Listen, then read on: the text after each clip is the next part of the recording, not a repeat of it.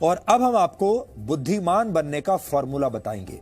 अगर आपको लगता है कि आप पहले से ही काफी बुद्धिमान हैं, तो भी इस फॉर्मूले का इस्तेमाल करके आप और भी ज्यादा बुद्धिमान बन सकते हैं।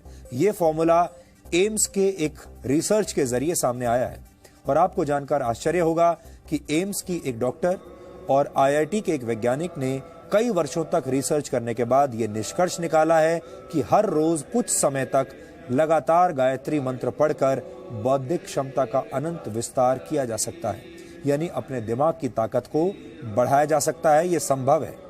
एम्स ने अपनी रिसर्च में एमआरआई के जरिए दिमाग की सक्रियता की जांच करके इस बात की पुष्टि की है कि गायत्री मंत्र पढ़ने से दिमाग की शक्ति का विस्तार होता है। गायत्री मंत्र ऋग्वेद के 3 मंडल के 62वें सूक्त में मौजूद 10वां श्लोक है। यह हजारों वर्ष पुराना वैदिक मंत्र है जिसकी रचना त्रेता युग में ऋषि विश्वामित्र ने की थी। इस मंत्र में ईश्वर का ध्यान करते हुए यह प्रार्थना की गई है कि ईश्वर हमें प्रकाश दिखाए और सच्चाई की तरफ ले जाए। वेदों पर रिसर्च करने वाले भारत और दुनिया के बहुत सारे विद्वानों ने गायत्री मंत्र को ऋग्वेद के सबसे प्रभावशाली मंत्रों में से एक माना है। हमारे देश में सदियों से लोगों के बीच ये मान्यता है कि विद्यार्थियों को गायत्री मंत्र का पाठ करना चाहिए क्योंकि इससे दिमाग तेज होता है। गायत्री मंत्र पर एम्स की रिसर्च भी यही पुष्टि कर रही है। एम्स वर्ष 1998 से गायत्री मंत्र पर रिसर्च कर रहा है। सबसे पहले एम्स के डॉक्टर्स ने 25 से 30 वर्ष के पुरुषों पर यह प्रयोग किया था और 9 महीने तक यह रिसर्च की गई और इसके बाद 5 वर्षों तक इसके डेटा का अध्ययन किया गया। इसके तहत दिमाग के आगे के हिस्से में होने वाले बदलावों का अध्ययन किया गया। दिमाग के इस हिस्से को प्रीफ्रंटल कॉर्टेक्स कहा जाता है। इस हिस्से का काम है योजनाएं बनाना, समस्याओं का समाधान करना और जागरूक रहना। इस रिसर्च के लिए लोगों को 2 ग्रुप्स में बांट दिया गया था। पहले ग्रुप ने 3 महीनों तक हर रोज 108 बार गायत्री मंत्र का मन में पाठ किया और दूसरे ग्रुप ने गायत्री मंत्र का पाठ नहीं किया। जो लोग गायत्री मंत्र का पाठ कर रहे थे उनके शरीर में खुशी के वक्त पैदा होने वाले केमिकल्स तेजी से बढ़ने लगे। इसी तरह का एक केमिकल है गाबा। इस केमिकल के कम होने पर नींद नहीं आती और डिप्रेशन जैसी बीमारियां होती हैं। लेकिन गायत्री मंत्र का पाठ करने से दूसरे ही हफ्ते में शरीर में गाबा केमिकल तेजी से बढ़ने लगा और दिमाग में सक्रियता बढ़ाने वाले केमिकल्स की मात्रा भी पहले के मुकाबले अधिक हो गई। 5 हफ्तों तक किए गए एमआरआई यानी मैग्नेटिक रेजोनेंस इमेजिंग की मदद से यह नतीजा निकला कि जिन लोगों ने गायत्री मंत्र का पाठ किया था उनका दिमाग बहुत शांत और जागृत हो चुका था। अपने इस शुरुआती रिसर्च में निष्कर्ष निकालते हुए एम्स की तरफ से कहा गया कि गायत्री मंत्र के माध्यम से इंसान की बौद्धिक क्षमता में अनंत विस्तार किया जा सकता है। एम्स का यह शोध अब भी जारी है और इस पर एक विस्तृत रिपोर्ट अंतर्राष्ट्रीय स्तर पर प्रकाशित की जाएगी। इतिहासकारों ने हमेशा आर्यों की नस्ल को बहुत बुद्धिमान माना है, इसलिए इस पर भी रिसर्च होनी चाहिए कि क्या आर्यों ने इस तरह के शक्तिशाली मंत्रों का आविष्कार करके अपनी बौद्धिक क्षमता को बढ़ा लिया था। इस मंत्र का ऋषि विश्वामित्र से क्या रिश्ता है, किस तरह गायत्री मंत्र का हिंदू धर्म की परंपराओं में विशेष स्थान है और एम्स के रिसर्च पर एक्सपर्ट्स के क्या विचार हैं, ये समझने के लिए आज आपको हमारा ये वीडियो विश्लेषण बहुत ध्यान से देखना चाहिए।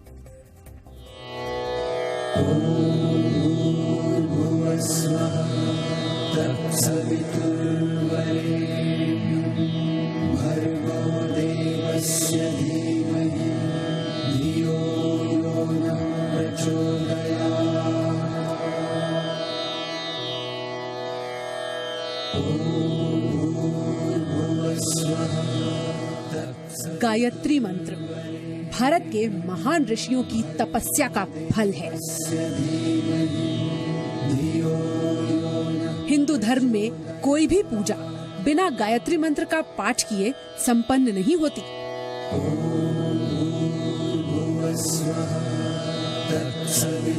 हिंदू धर्म के शास्त्रों और पुराणों में गायत्री मंत्र को बल और तेज को बढ़ाने वाला बताया गया है। यही बात all India institute of medical science ने अपनी रिसर्च में कही है। माना जाता है कि इस मंत्र का उच्चारण दिमाग को शांत करता है और ये शांति बेवजह नहीं है।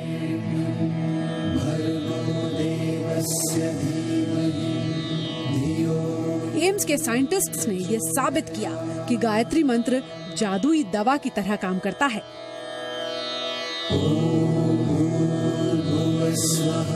रिसर्च के मुताबिक अगर नियम बनाकर गायत्री मंत्र का उच्चारण किया जाए तो ये दिमाग की चेतना को सीमाओं से परे ले जाकर जगा सकता है।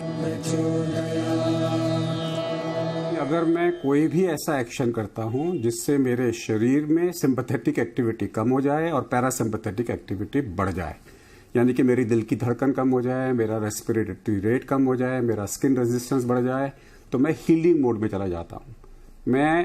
आई get connected to my consciousness. उससे मेरे शरीर के अंदर में जो दवाई मांगूंगा मैं वो पैदा होती है। That is called parasympathetic state of mind. और अगर मैं बिल्कुल इतना ज्यादा एब्जॉर्ब हो जाऊं कि मैं टाइम भूल जाऊं कि मेरे पास मैं कहां पर हूं, तो मैं चौथी स्टेज ऑफ कॉन्शियसनेस में चला जाता हूं, जिसे शास्त्रों में तुरिया स्टेज ऑफ कॉन्शियसनेस कहा जाता है। एम्स के साइंटिस्ट और आईआईटी हैदराबाद के प्रोफेसर ने मिलकर 9 महीने के वक्त में इस रिसर्च को तैयार किया था। मंत्रों के द्वारा बौद्धिक क्षमता का विस्तार मनोवैज्ञानिकों के लिए भी अध्ययन का विषय है। तो ब्रेन में एक हिस्सा है फ्रंटल कॉर्टेक्स, इसमें खासतौर से ऑर्बिटोफ्रंटल कॉर्टेक्स, जिसमें कि इसको बोलते हैं एग्जीक्यूटिव ब्रेन। यानी कि मैंने जो प्लान किया, मैंने किसी चीज़ को ऑर्गेनाइज करना है, मैंने क्या फैसले लेने हैं, क्या डिसीजंस लेने हैं, चाहे वो फाइनेंशियल हो, चाहे वो इमोशनल हो, चाहे मेरे कैरियर को लेके हो, वो सब ऑर्बिटोफ्रंटल कॉर्टेक्स डिसाइड करता है।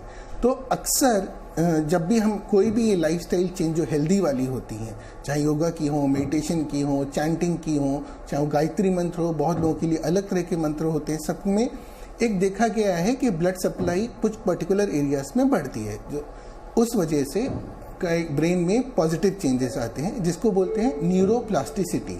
यानी कि जैसे जैसे ब्लड सप्लाई हमारी बढ़ती है, न्यूरॉन्स थोड़े उनमें ग्रोथ फैक्टर्स आते हैं और वो नए नए ब्रांचेस बनाते हैं। करीब 20 वर्षों से एम्स में गायत्री मंत्र पर शोध किया जा रहा है। इन्हीं रिसर्च पेपर्स में प्रकाशित एमआरआई स्टडी के एक ग्राफ में दर्ज ब्रेन एक्टिविटी में ये भी साफ देखा गया कि जिन लोगों ने गायत्री मंत्र का उच्चारण किया, दूसरे हफ्ते में ही उनके दिमाग की तरंगों में एक लय आ गई। जबकि दूसरा ग्राफ उस ग्रुप का है जिसने गायत्री मंत्र का जाप नहीं किया। उनके दिमाग की तरंगें बिखरी हुई और बेतरतीब नजर आईं। मतलब साफ है कि कंट्रोल ग्रुप वाले लोगों के दिमाग में सकारात्मक बदलाव देखे गए। ऐसे लोग भी मौजूद हैं जो गायत्री मंत्र से सेहत पर अच्छे प्रभावों का दावा करते हैं। तो मेरा धीरे धीरे पढ़ाई पे ध्यान आकर्षित हुआ। बाकी हर जगह से, जितने गलत जगह पे थे उन सब जगह से अपना कंसंट्रेशन ठीक कर पाया मैं। ओम भूर्भुवः स्वः। गायत्री मंत्र की रचना ऋषि विश्वामित्र ने की थी। भर्गो देवस्य धीमहि धियो यो नः प्रचोदयात्। विश्वामित्र को हिंदुओं के धर्म ग्रंथ रामायण में एक ऋषि और एक वैज्ञानिक की तरह भी प्रस्तुत किया गया है।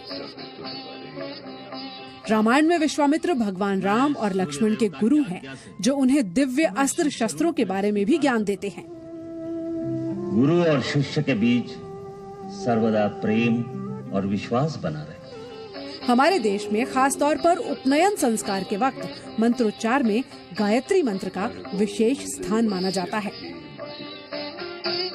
धियो यो नः प्रचोदयात्। गायत्री मंत्र की जाप करने से आपका कंसंट्रेशन, ये सब चीज में डेवलपमेंट होने लगता है और जिस क्षेत्र में भी आप सफलता चाहते हैं, आपका आउटपुट उसमें धीरे धीरे बढ़ने लगता है।